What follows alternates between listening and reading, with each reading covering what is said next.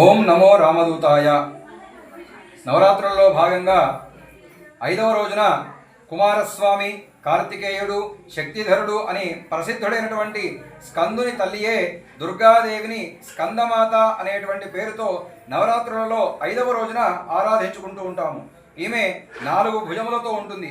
షణ్ముఖుడైనటువంటి బాలస్కందుని ఈమె ఒడిలో ఒక కుడి చేత పట్టుకొని ఉండును, మరొక చేతి చేత పద్మము ధరించి ఉండును.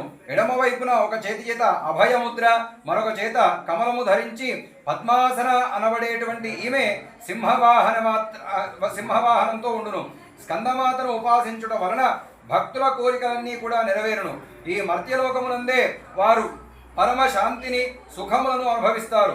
స్కందమాతకు చేసినటువంటి పూజలు బాలస్కందునికి చెందును.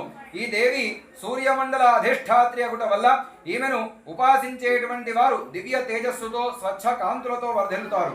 స్కాంద పురాణంలో కుమారస్వామి ఆవిర్భావం గురించి వివరముగా ఉంటుంది.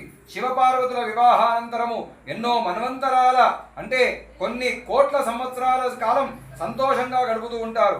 వారిద్దరి శక్తి ఒకటైన తర్వాత వచ్చిన పిండము త్వరగా బిడ్డగా పుట్టాలనేటువంటి దురుద్దేశ్యము చేత ఇంద్రుడు, ఇతర దేవతలు కలిసి తారకాసురునికి దొరకకుండా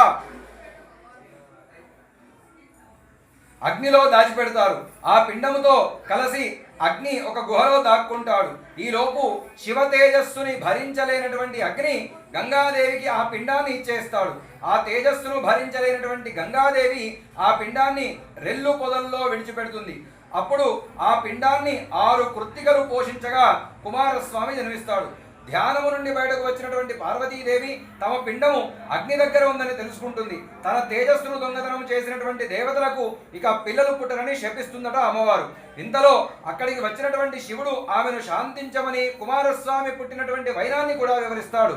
కృత్తికలు జన్మనిచ్చినా ఆ తేజస్సు తనది కాబట్టి ఆ బిడ్డ తనవాడేనని పార్వతీదేవి కుమారస్వామిని కైలాసానికి తెచ్చుకుంటుంది. కృత్తికలు పెంచారు కాబట్టి కార్తికేయుడని, రెల్లు పొద అంటే శరవణాలలో ఉన్నాడు కాబట్టి శరవణుడని పేర్లు వచ్చాయి ఆయనకు.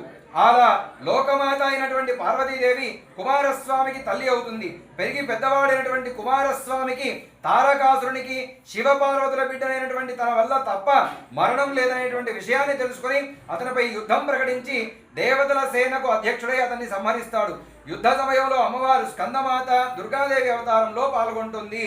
ఈ అమ్మవారిని ధ్యానించవలసినటువంటి శ్లోకము: సింహాసనగతా నిత్యం పద్మాశ్రిత కరద్వయ శుభమస్తు సదా దేవి స్కందమాతా యశస్విని. ఓం నమో రామదూతాయ.